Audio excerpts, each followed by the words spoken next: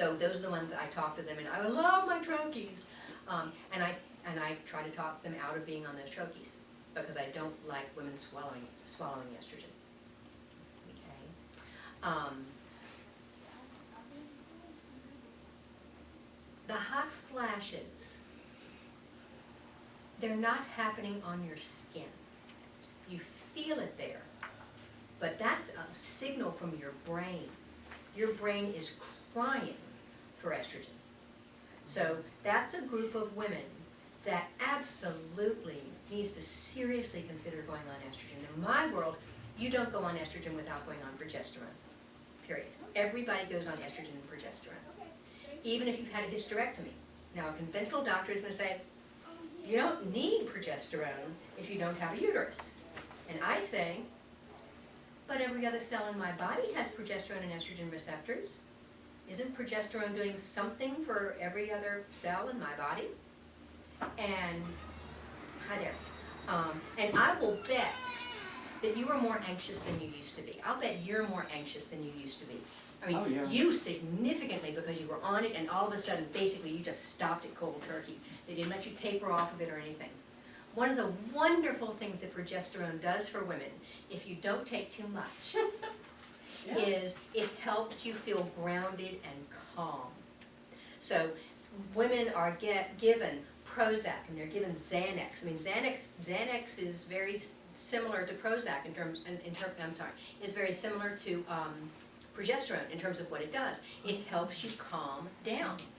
And if you get too much progesterone, you feel like you've had a frontal lobotomy.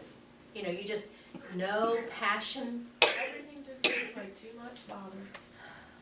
Everything seems like too much bother. Yeah, like that would just be too much work, and it's just not worth the effort to do these things. You may also have lack of testosterone, okay? Because testosterone, you need testosterone to engage the world, okay? To take on life's challenges, to enjoy taking on those challenges, okay? Testosterone is what gives you vitality, enthusiasm for life, get up and go, motivation, okay? That's testosterone. It also gives you physical strength. It also gives you coordination. If your balance isn't as good as it used to be, that's lack of testosterone. Okay. If you don't have any libido, that can be lack of all of them, because it's not just testosterone. You have to, with respect to libido, estrogen and progesterone and testosterone all do a dance together. You know, you can't just take testosterone and expect to have a great libido, because you have to have estrogen, you have to have progesterone in order for your body to see the testosterone and for it to work. Now, you may be getting more facial hair from testosterone if your estrogen levels are in the toilet. You may be losing hair on the top of your head. You may have more acne than you did when you were earlier. So some part of your body's responding to the testosterone, but those organs that help you feel womanly, that help you feel sexy, that allow you to look forward to sex and be able to be sexually responsive, to get wet when you have sex, to be able to have an orgasm, to be able to have a good orgasm, okay? All that takes testosterone and a little bit of estrogen and progesterone. Is that helpful? Mm-hmm. I mean, this isn't rocket science. Doesn't it kind of make sense? Oh, yeah. I mean, to me, it's, well, this is a duh. Yeah. I think that the other group of women that I think absolutely have to go on estrogen, besides the women who have hot flashes, which is such a clear indication for estrogen therapy, are women who have There's some women who go through menopause, and they just become basket cases.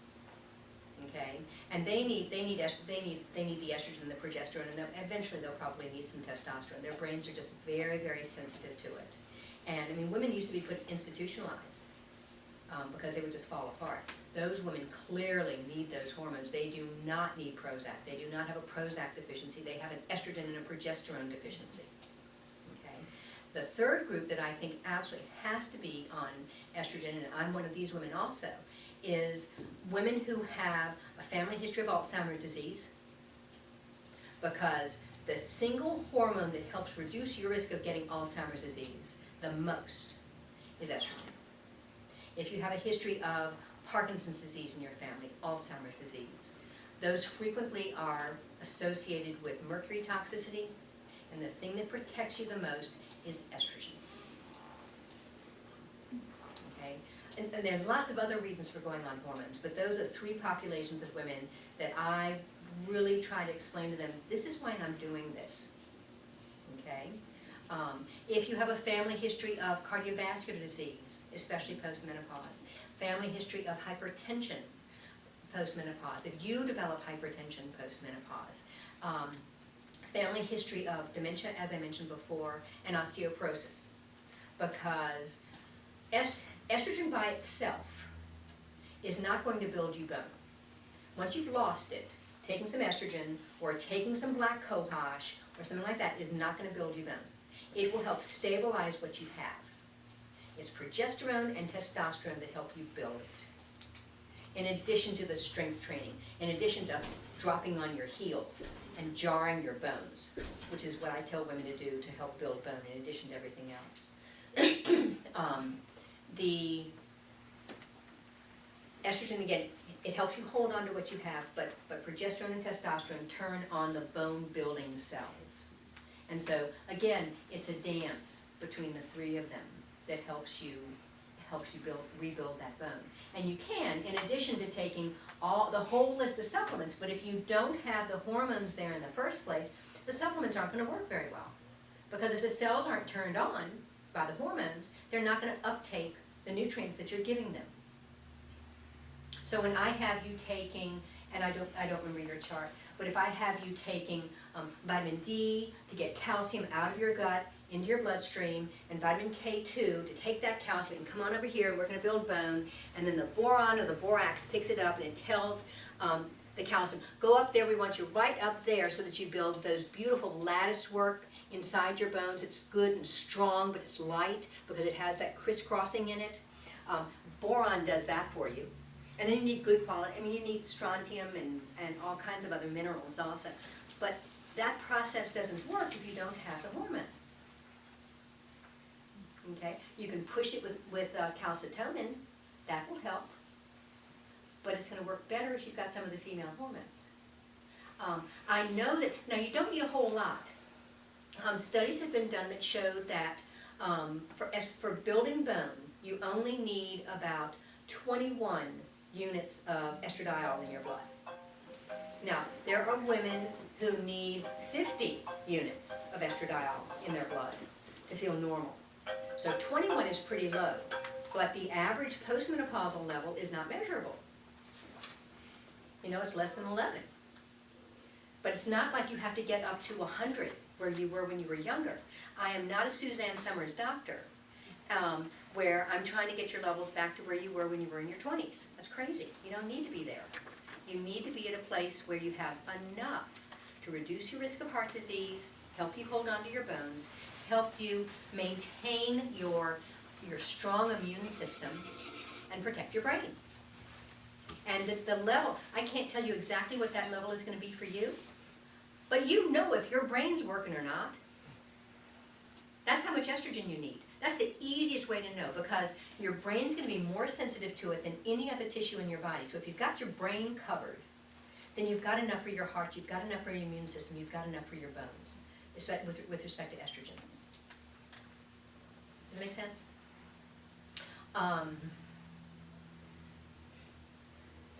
The downside to being on estrogen, of taking hormone replacement therapy, now, realize that I am very pro bioidentical hormones. Okay, if you have an undiagnosed uterine cancer or an undiagnosed breast cancer that is sensitive to estrogen, it's going to feed it.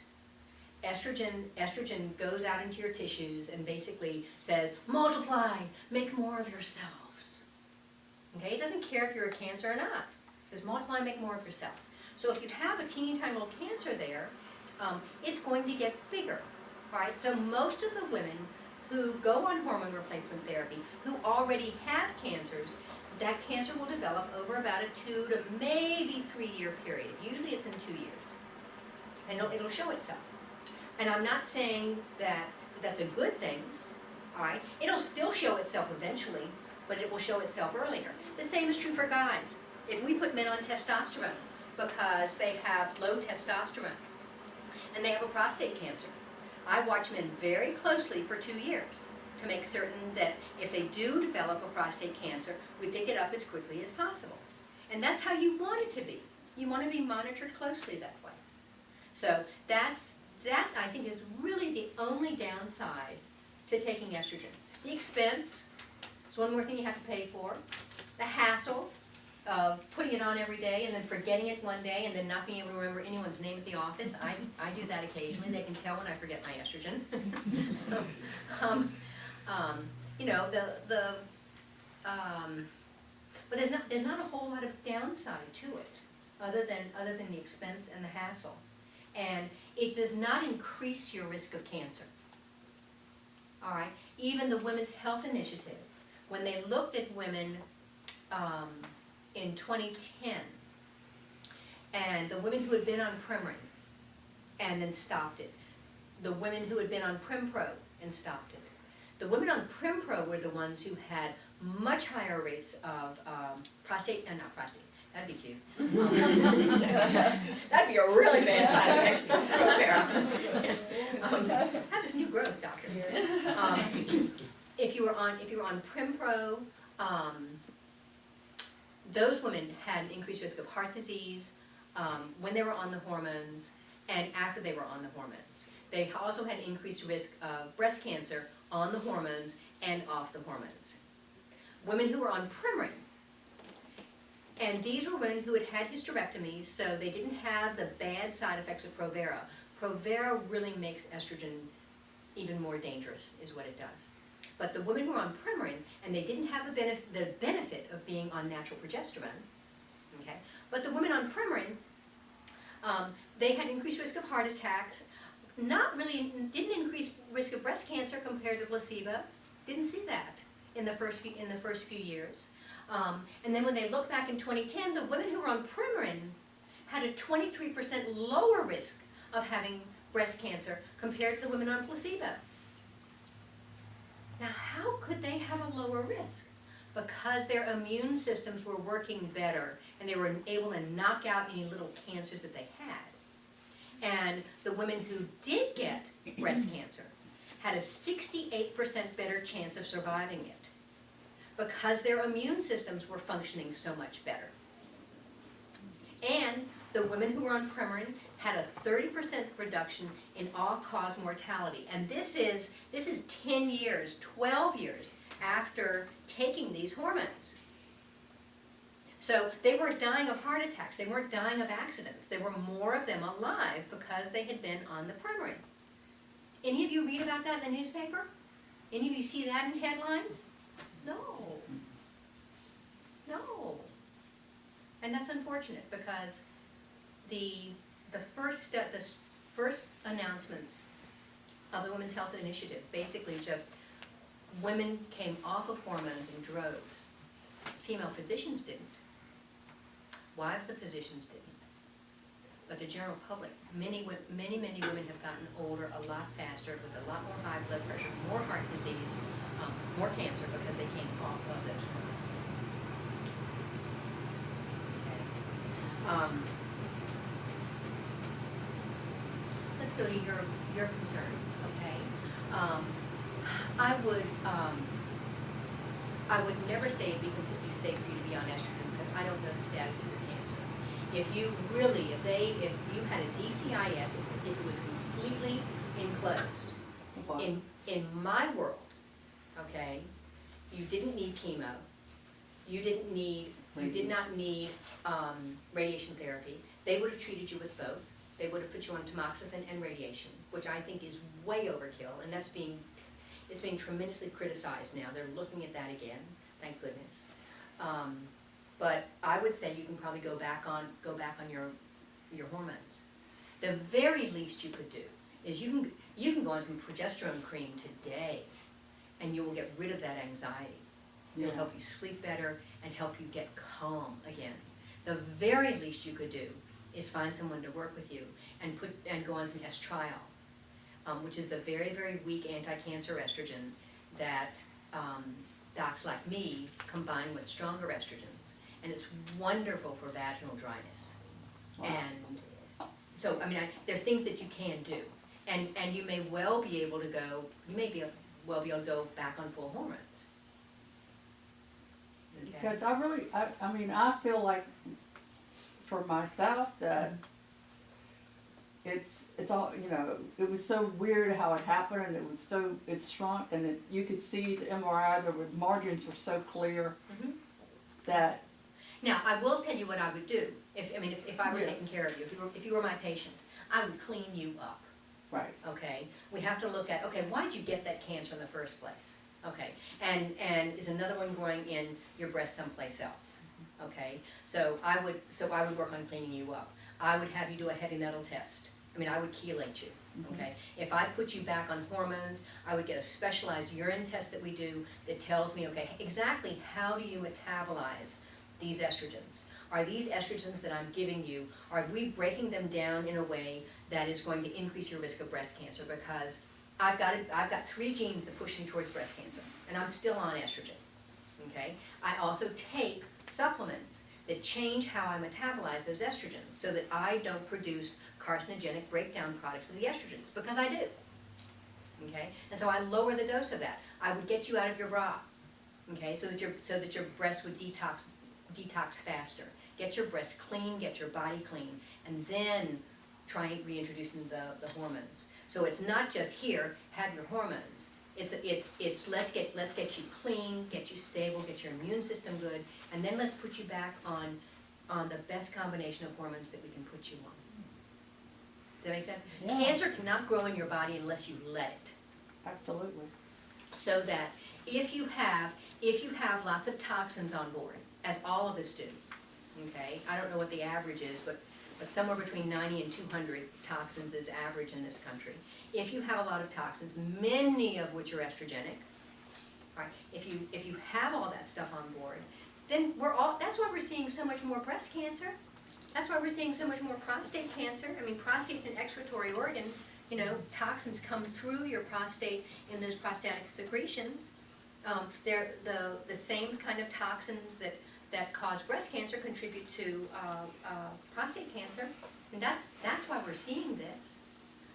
And so it goes back to, you can clean up your environment, you can choose healthier foods to eat, you can choose not to eat genetically modified foods, you can choose not to eat foods that have been sprayed with Roundup, and make a humongous difference in terms of how safe it is for you to take hormones. Right. So, but in the meantime, until I could go through that process, what were those things I could buy over the counter to help? You can get topical progesterone in a cream, and I would use it twice a day. And that will get your levels up over a period of time, and you should feel calmer within a couple of weeks. It's relatively low dose. I mean, I use topical progesterone that is 10 times stronger than what you can buy. Okay, but you would also be taking a larger amount of it, and you take it twice a day. And I would, let me get the name, there is I mean, you can take soy. Okay, soy will give you some benefit. That is awesome. Okay. And so then what you do in your process with working with people is that it's like you do a breakdown of what your body is doing and what it has, what it contains. Yeah, I mean, what nutrients are you lacking, what toxins do you have too much of, and try to rebalance things, and reduce the amount of stress on your system.